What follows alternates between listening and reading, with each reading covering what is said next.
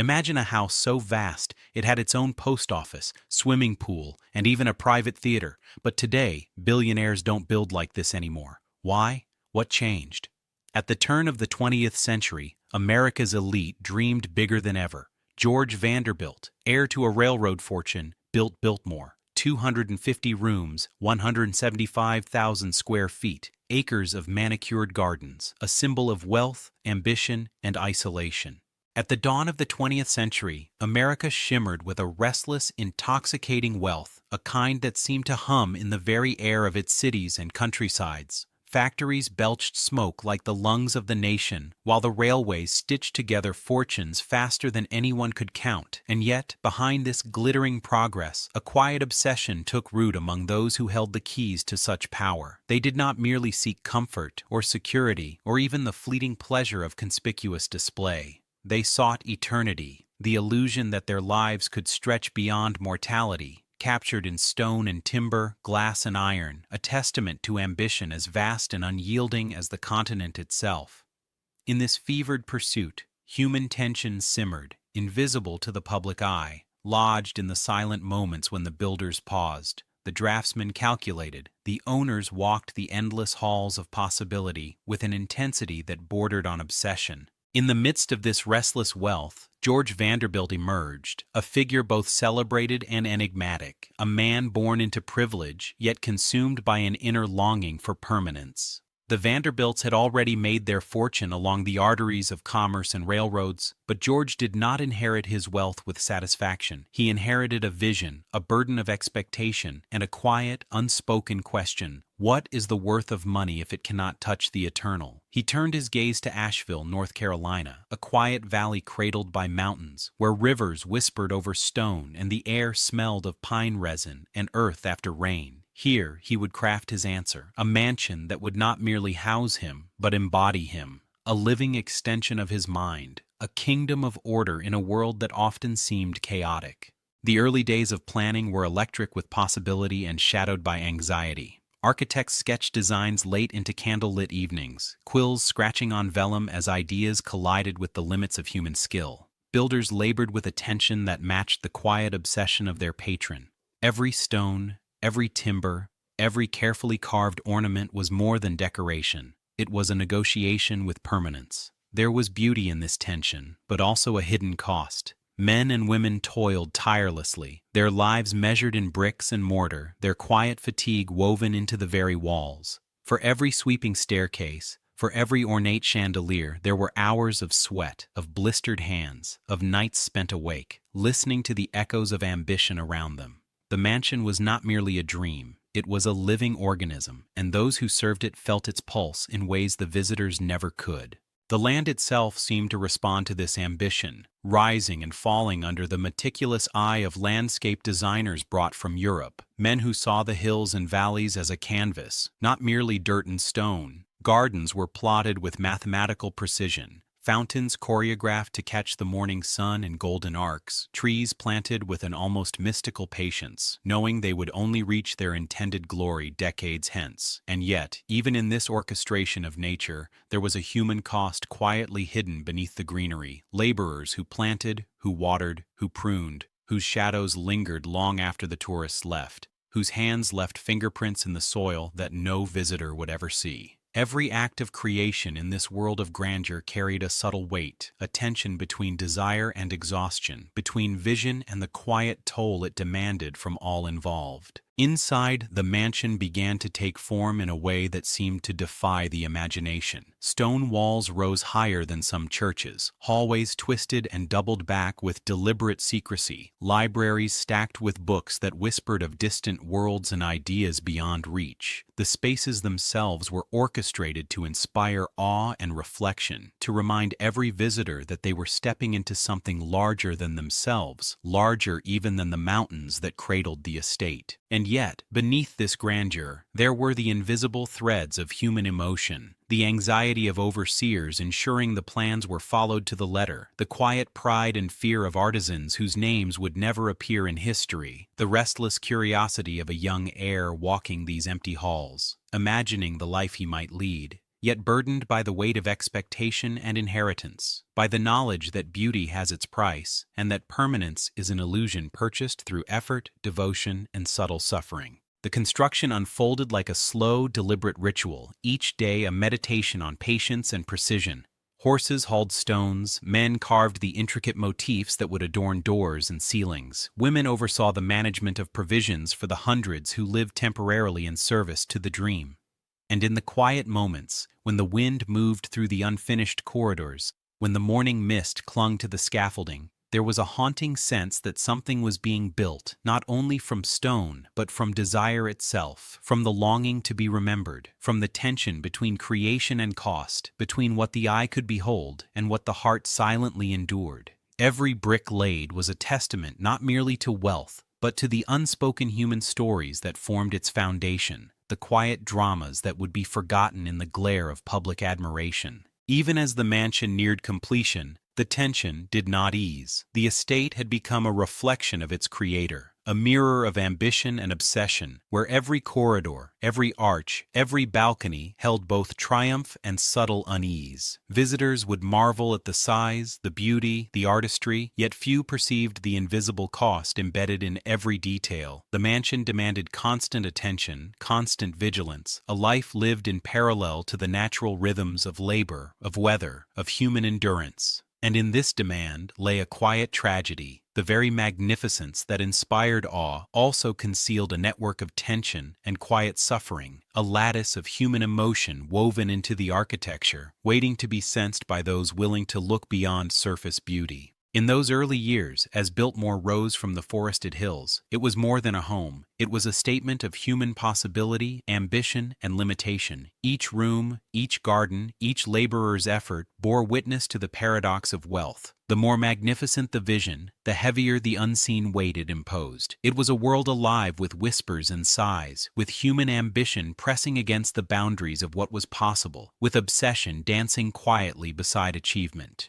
And through it all, George Vanderbilt walked his halls, witnessing the slow materialization of a dream that demanded everything from those around him, and yet, perhaps unknowingly, exacted an equal toll on himself, as he confronted the inescapable truth that even the grandest of human creations carries within it the quiet cost of humanity itself. From the moment George Vanderbilt set eyes on the rolling hills of Asheville, a quiet obsession took hold of him, subtle but unrelenting, like a pulse that refused to fade. The land stretched in gentle undulations, thick with forest and river bends, and in the mist of early mornings it seemed to whisper possibilities no other place could offer.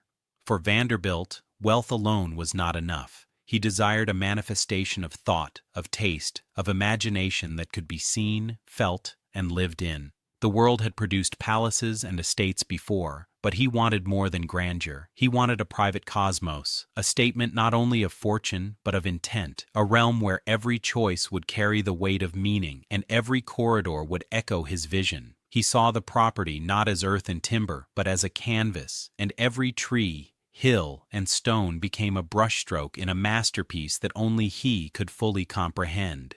The process of turning that vision into reality was a study in obsession. Architects, artisans, and landscape designers arrived from across the Atlantic, their skills summoned to translate a mind that teetered between meticulous planning and impulsive inspiration. Day after day, they gathered in candlelit rooms, quills scratching over parchment, debating proportions, windows, cornices, the minutiae of ornamental flourishes that would occupy spaces unseen by most but essential to the harmony of the whole.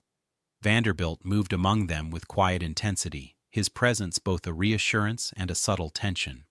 He questioned every angle, every choice of stone, every line of symmetry, as if the very soul of the estate depended on his scrutiny. And in those moments, the humans who toiled to realize his dream felt the strange exhilaration and burden of participating in something larger than themselves, yet smaller in their own control than they had ever imagined.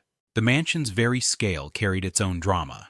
In the early sketches, corridors stretched impossibly long, rooms stacked with deliberate gravity, and ceilings vaulted higher than some cathedrals. There was an elegance in the mathematics of proportion, yet it was tempered by the restless mind of a patron who demanded perfection without pause. Each space was conceived as a stage, a place where light, shadow, and movement would converge in orchestrated beauty. Yet the human cost of this orchestration was hidden. Masons labored with stone that weighed hundreds of pounds, lifting and carving each piece to exacting standards. Carpenters spent nights perfecting woodwork that no visitor would ever touch. Gardeners planted trees that would take decades to reach the intended visual climax, knowing they might never see the full fruition of their work. Every triumph was accompanied by subtle tension, a reminder that grandeur is not free and that vision demands both devotion and sacrifice. Vanderbilt's vision extended beyond the walls themselves.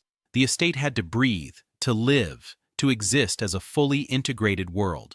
Roads, carriage paths, and watercourses were planned with the same obsessive attention as the great halls, bending with precision to frame vistas and reveal surprises. Gardens unfolded in layers of experience, from manicured lawns to secluded groves where light filtered through leaves in shafts of gold. Hidden nooks and terraces offered glimpses of a life beyond ordinary reach. Places for reflection, for contemplation, for private joy. And yet these deliberate choices were tinged with human anxiety. Workers who surveyed the land, calculated slopes, and planted delicate species lived with the quiet pressure that a single misstep could undo months of labor, that nature itself was a partner in a vision that demanded subservience. Inside the mansion, the obsession became palpable. Staircases twisted with careful choreography. Libraries reached into corners as if attempting to contain knowledge itself, and ceilings bore frescoes and carvings that required both patience and precision beyond imagination. Vanderbilt walked these spaces with quiet intensity, imagining how light would fall through each window, how footsteps would echo on polished floors, how the human spirit would be both awed and restrained by the architecture itself. He understood that beauty carried weight. The larger and more deliberate the design, the greater the invisible labor embedded within it. Every ornate detail was a dialogue between aspiration and reality, between desire and human endurance. Yet, for all its magnificence, the estate was not without tension born of secrecy and control. Vanderbilt desired privacy as much as beauty. Rooms were planned to offer hidden movement for staff, discreet service corridors that allowed the machinery of domestic life to remain invisible, and spaces where family could inhabit their world without intrusion. The mansion became a theater of order, a carefully constructed environment where each human presence was orchestrated and each action measured. But this orchestration carried an emotional undercurrent. Workers, though unseen, were acutely aware of the patron's presence and expectations, and each moment of labor became a quiet performance under the gaze of perfection. In this tension, a subtle drama played out daily, invisible to the casual eye but embedded in every brick, every polished surface, every turn of a door handle. The vision was not static. It evolved with the seasons and with Vanderbilt's restless mind.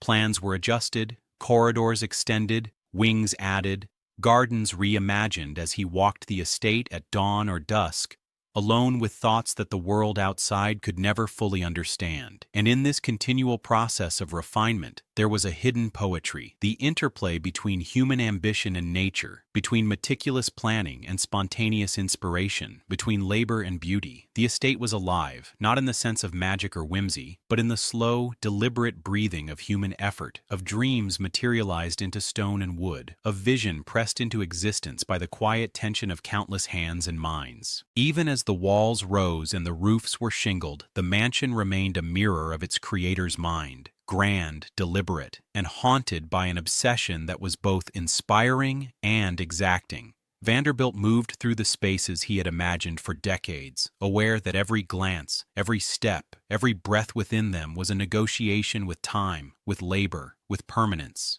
And as the estate neared its final form, the human stories embedded in its creation, the anxiety, the devotion, the quiet sacrifices, became inseparable from the grandeur itself, a hidden architecture of emotion and tension that no visitor could ever see but which lived, quietly and insistently, in the very heart of Biltmore. The moment one approaches Biltmore, the scale of the mansion imposes itself not as a statement, but as a presence, a quiet dominion that stretches across the valley like a living entity. The stone walls rise with deliberate authority, their surfaces textured by the careful hands of masons who knew that each chisel mark carried weight beyond utility. Windows punctuate the facades, some grand and commanding, others small and secretive, hinting at rooms meant for private reflection or whispered tasks.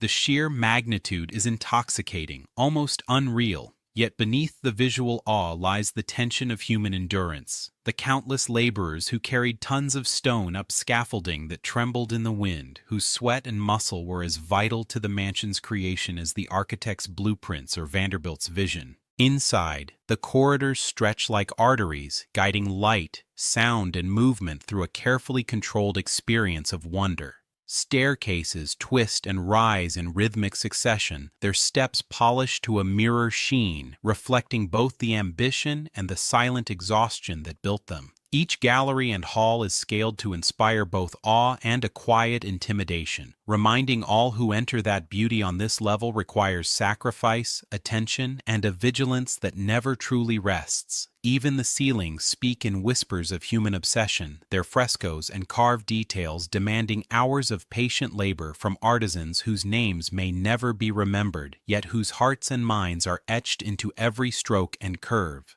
Rooms themselves are layered with intention, a choreography of light, shadow, and expectation.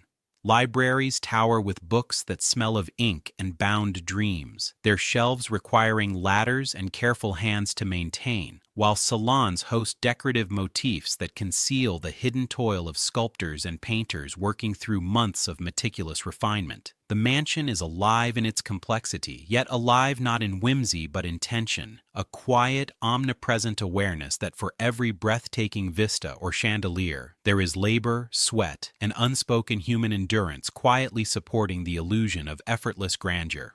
The exterior gardens, meticulously plotted, mirror the ambition inside. Terraces rise in precise levels, fountains arc with calculated perfection, and groves are planted to frame the mansion in a constant play of perspective and surprise. But as the sun shifts, as shadows lengthen and the wind stirs leaves, one senses the hidden human cost. The gardeners who rise before dawn, who bend over roots and saplings, who shape time itself to align with the vision of permanence. Nature becomes both collaborator and challenge, demanding respect, patience, and subtle mastery. Every detail, from the carved mantels to the ironwork on gates, speaks of a delicate balance between artistry and endurance, desire and reality. Vanderbilt's obsession shaped every decision, a constant whisper demanding more refinement, more scale, more perfection. And in that demand, the human stories emerge. The quiet exhaustion, the fleeting triumphs, the subtle pride mingled with anxiety. The mansion is a living tension, a monument not merely to wealth or taste, but to the invisible costs woven into every line, every stone, every echo of its vast, magnificent halls. Beneath the glittering chandeliers and polished floors, Biltmore holds a secret world, one invisible to the casual eye, yet pulsing quietly beneath the grandeur. Corridors twist into shadowed passageways, narrow and low, designed not for admiration but for silence, for the movement of hands and bodies whose labor keeps the estate alive. Servants walked these hidden arteries daily, unseen yet indispensable. Their presence a quiet heartbeat sustaining the mansion's illusion of ease. Every door, every stair, every iron hinge was calculated to conceal movement, to choreograph the unseen performance that allowed opulence to appear effortless. And within these shadows, a subtle tension lingered, the kind that comes from constant observation and relentless expectation, where a single misstep could ripple through the perfect orchestration of wealth. Rooms meant for service were vast in their own way. Labyrinths of kitchens, pantries, laundries, and storerooms, each a theater of toil. Copper pots gleamed under lantern light, polished by hands that never rested, while racks of linen, folded with meticulous care, bore silent testimony to hours of dedication. The air carried a mixture of heat, wood smoke, and soap, an invisible signature of human effort that visitors would never smell, yet it suffused the mansion, a constant reminder that beauty requires unseen sacrifice. The staff moved with purpose, anticipating needs before they were spoken, learning the rhythm of the household as a music one could not see but must follow, their bodies and minds attuned to the unrelenting cadence of perfection demanded by those who never walked these hidden halls. Even in moments of quiet, the mansion reminded them of its expectations. Staircases were steep, floors polished to mirror sheen, doorways precise, leaving no margin for error. The architecture itself became a discipline, a silent enforcer of order, pressing against human fatigue and testing patience. Yet within that pressure, there was pride, subtle and resilient. The knowledge that their labor allowed a dream to live, that their invisible hands shaped the experience of every visitor, every guest, every glance of admiration cast upon the grandeur above. And still, the mansion demanded more, its very size a constant reminder that perfection was a pursuit, not a possession. Some rooms were more secret than others, storage chambers tucked behind wood panels, stairwells leading to attics where supplies waited, hidden doors that allowed staff to appear and vanish at will. These spaces were designed for efficiency, yet they carried a hidden drama of their own. The silence, the isolation, the unseen passageways became a realm of observation, of subtle negotiation between human will and architectural intent. Workers became attuned to the whispers of the building itself, to the echo of footsteps along distant corridors, to the subtle creak of doors that had seen decades of labor, joy, and quiet despair. The mansion above could inspire awe, but the world below demanded endurance. Every polished surface relied on repeated effort. Every orchestrated vista depended on the quiet, precise labor of those who remained unseen. Vanderbilt's vision required not only wealth but the orchestration of human energy, the shaping of lives to a rhythm dictated by ambition, taste, and desire. In these hidden passages and servant rooms, the human story of Biltmore is etched most deeply. A tale of devotion, discipline, subtle pride, and the quiet tension that binds effort to beauty, labor to illusion, reality to dream. The halls of Biltmore came alive with a rhythm entirely different from the quiet labor of daily life, a rhythm that shimmered and dazzled yet carried the weight of human precision beneath its glittering surface. Candles flickered in crystal sconces, chandeliers spilled light across polished floors, and the air trembled with music, laughter, and whispered anticipation. Guests arrived in carriages drawn by black horses, wheels crunching over gravel like the drumbeat of expectation. Each visitor unaware of the orchestration required to make the spectacle appear effortless. Behind every flourish of silk and polished silver lay hours of invisible toil, the measured movements of staff anticipating needs that no one would see, every footstep, every whispered instruction, a delicate thread in the fabric of grandeur. Tables were set with exacting care, porcelain gleaming under the soft glow of candlelight, silver cutlery arranged with a precision that demanded both skill and patience. Kitchens hummed like hidden engines, copper pots clanging in rhythm with the pulse of the estate, chefs moving in orchestrated patterns to produce dishes that would vanish in moments yet leave an indelible impression. Every detail was calculated, yet the human cost was subtle, hidden in the tension of bodies moving in sync, in the eyes of those who balanced exhaustion with pride, knowing that their labor would never be named or celebrated, and within that tension lingered a quiet drama, the knowledge that the beauty of a moment depended entirely on the unacknowledged sacrifice of countless hands and minds, each one entwined in the mansion's spell. Guests wandered the halls, unaware of the concealed corridors through which staff moved silently, anticipating their desires before words were spoken. Music floated through the rooms, yet behind every note lay rehearsal and practice, careful timing, a choreography invisible yet absolute.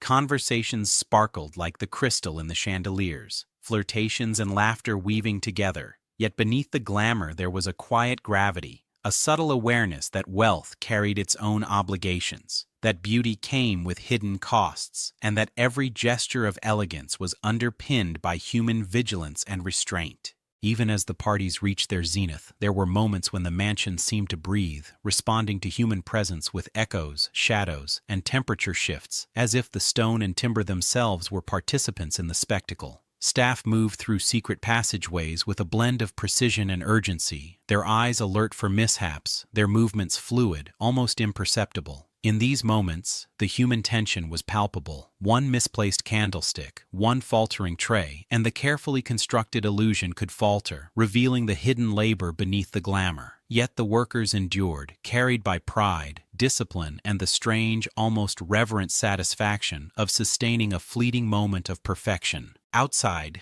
gardens and terraces mirrored the lavishness within, with lanterns illuminating fountains and groves, pathways lined with blooms arranged to please the eye as guests wandered. The wind whispered through the leaves, carrying faint echoes of laughter and music, a reminder that even the most controlled spectacle could not fully escape the unpredictability of the natural world. And in that interplay between human design and nature's subtle intrusion, the mansion's social life revealed its hidden emotional core. A delicate balance between ambition, desire, and endurance, between the joy of beauty and the quiet cost required to sustain it, a hidden architecture of human emotion beneath the glittering surface of wealth and celebration. Within the vast expanse of Biltmore, beyond the grandeur that drew the eyes of visitors, the true heartbeat of the estate pulsed quietly in the lives of those who labored unseen. The gardeners who rose before dawn, boots sinking into damp earth, carried the weight of expectation with silent determination, pruning, planting, and shaping landscapes that would be admired yet never credited. Their hands, blistered and calloused, traced the lines of future beauty, and each movement was a negotiation with patience and endurance, a delicate dance with the very soil that demanded attention and precision. The morning air smelled of dew and possibility, yet beneath the fragrance lay exhaustion, a quiet tension that no chandelier could illuminate. Inside, the kitchens and pantries were a world unto themselves, orchestrated chaos that required constant vigilance. Copper pots gleamed under lamplight, polished to a shine by hands that moved with practiced rhythm, anticipating needs before they were spoken. The cooks and maids worked in near silence, their footsteps muffled against stone floors, every action a testament to skill, endurance, and the unspoken understanding that perfection was demanded without recognition. And in those moments, when the mansion seemed to hum with music and laughter above, the human cost of beauty became tangible. The bending of bodies, the strain of hours, the quiet pride mixed with exhaustion, all supporting the ephemeral glamour of lives they would never inhabit. The servants' lives were entwined with the architecture itself, corridors and hidden passageways dictating movement and presence, shaping existence as surely as any clock or calendar. Staircases that twisted and rose demanded careful attention, doors that opened to hidden rooms required precision, and each shadowed hallway carried whispers of unseen labor. Yet in this constraint there was a subtle poetry, the rhythm of footsteps, the delicate choreography of hands and minds, the discipline that allowed an entire world of opulence to function as if by magic.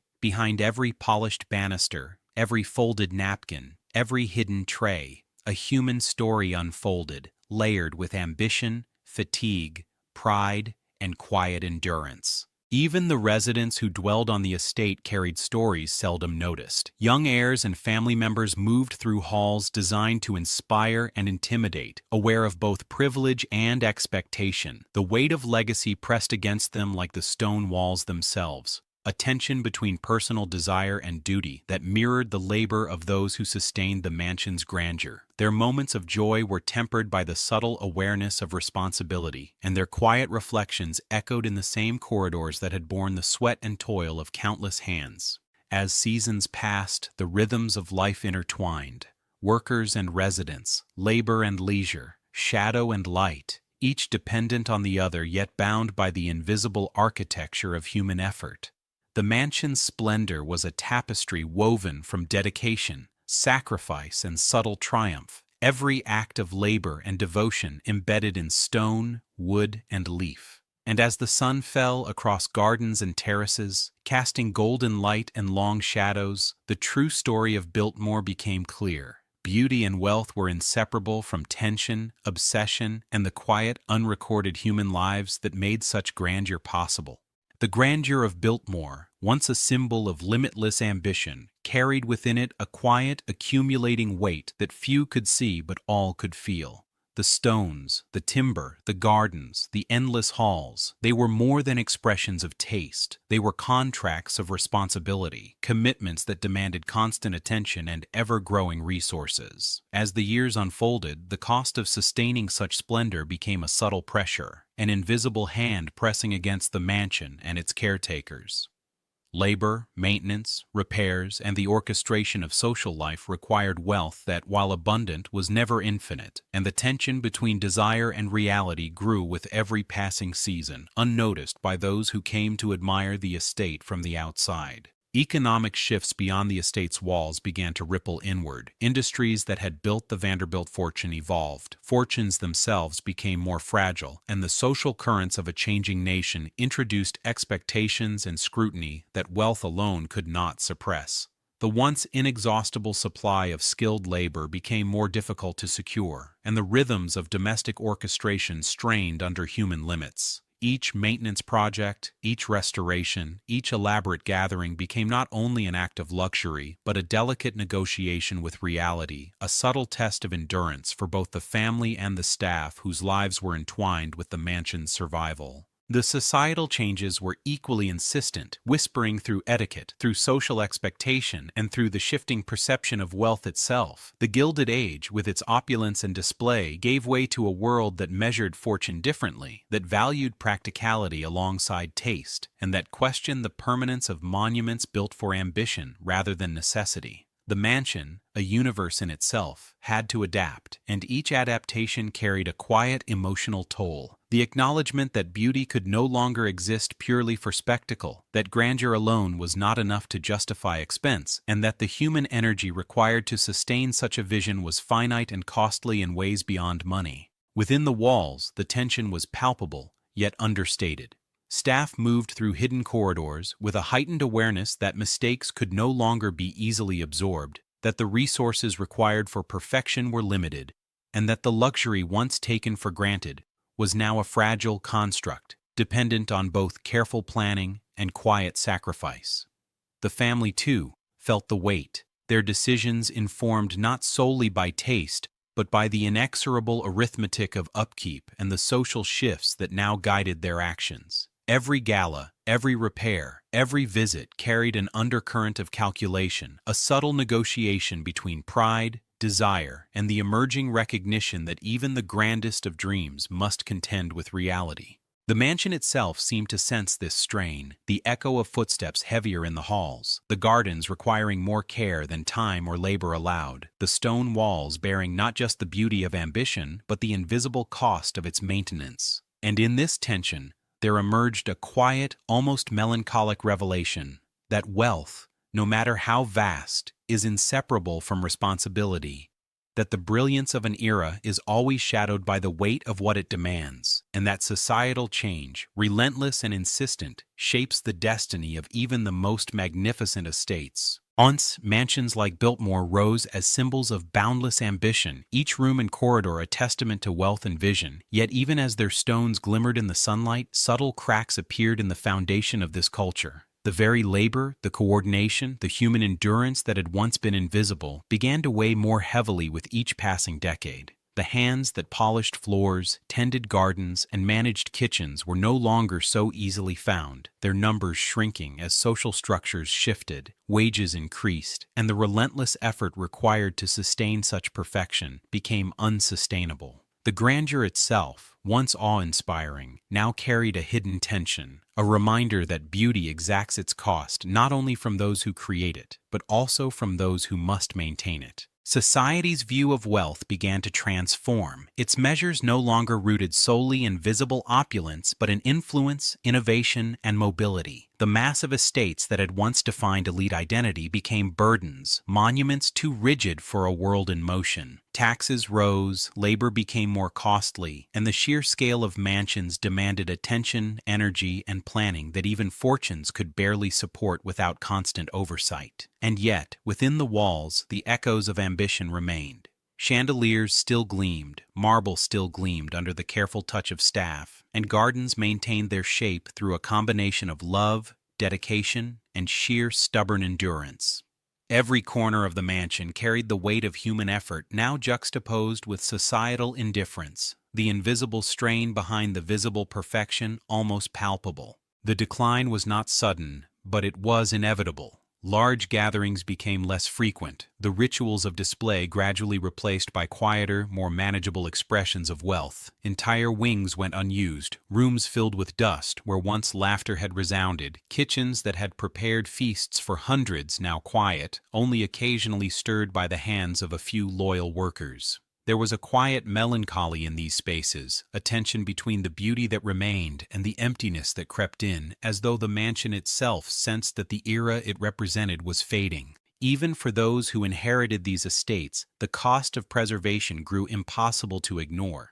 Maintaining symmetry, repairing roofs, tending gardens, ensuring staff were trained, managing security, all became a web of obligations that stretched beyond mere finances into emotional and physical labor. The mansion demanded more than money. It demanded presence, vigilance, and a commitment few could sustain in a rapidly changing world. And as heirs looked upon their sprawling corridors and vast lawns, they felt the pull of history against the pressure of practicality, the tension between inheritance and desire, between memory and necessity. And so, as decades passed, the culture of monumental mansions receded, leaving only fragments, reminders of a time when ambition and wealth reached for the eternal, when human effort and obsession intertwined with stone and wood, and when the invisible lives of workers, the unrecorded sacrifices, and the quiet tension that sustained such beauty were finally acknowledged as part of the estate itself,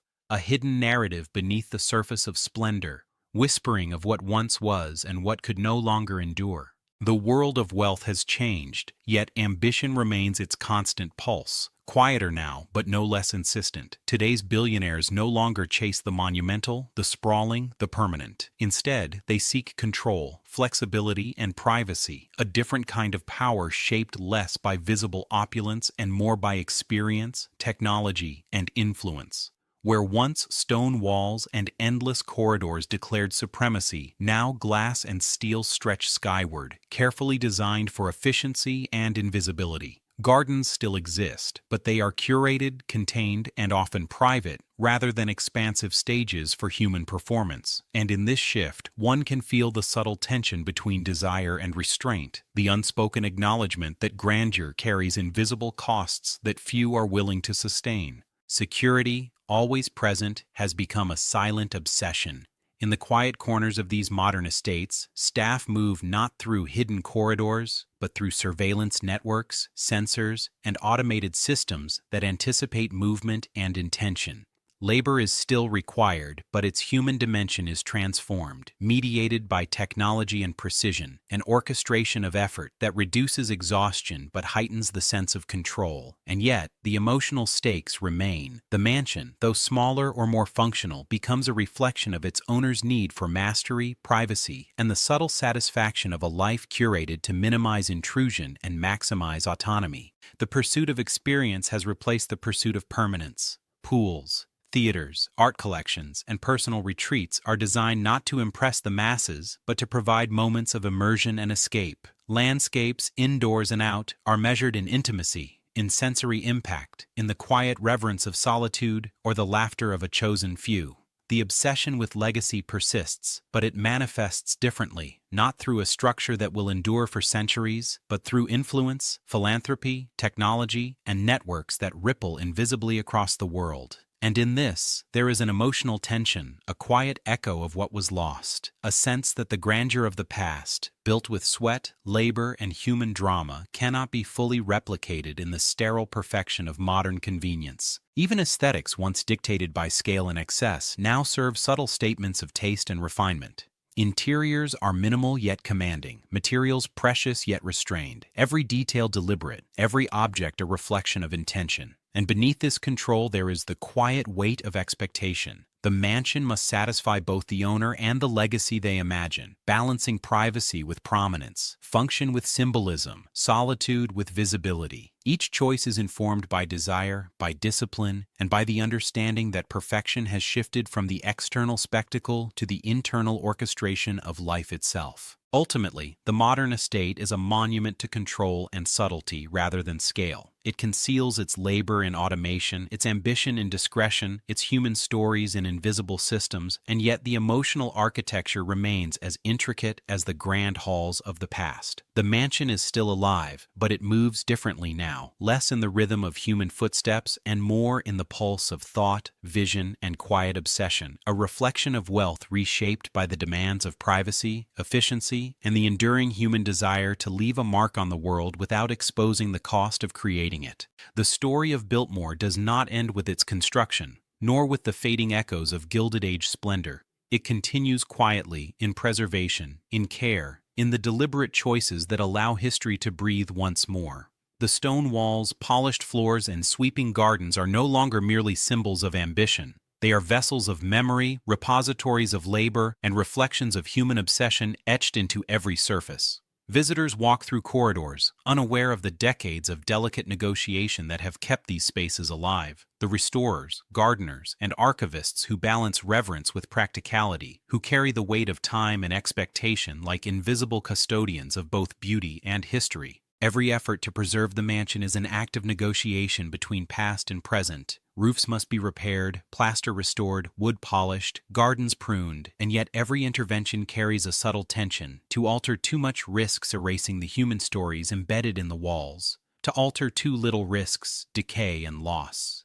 Craftsmen study decades-old techniques, replicating labor long gone, learning the rhythm of tools and hands that once moved through these spaces with precision and care. And in this delicate balance, one senses the quiet obsession that mirrors the vision of George Vanderbilt himself, the pursuit of perfection, tempered now by respect for history, by an understanding that the human cost of creation extends far beyond the lives of those who first labored here. Visitors may marvel at the grandeur, yet the mansion's true narrative resides in the hidden, subtle moments. A sunbeam catching dust motes in a library where workers once carried heavy shelves, a whisper of wind through a terrace where gardeners labored before dawn, the quiet creak of floors that have borne footsteps of ambition, toil, and devotion. Preservation is not merely conservation of materials, but of emotion, a living negotiation with memory, labor, and the invisible hands that built the estate. Every polished surface, every restored arch, every carefully tended tree is a testament to human endurance, to the subtle sacrifices woven into beauty itself, and to the notion that wealth and ambition are inseparable from the labor and care that sustain them.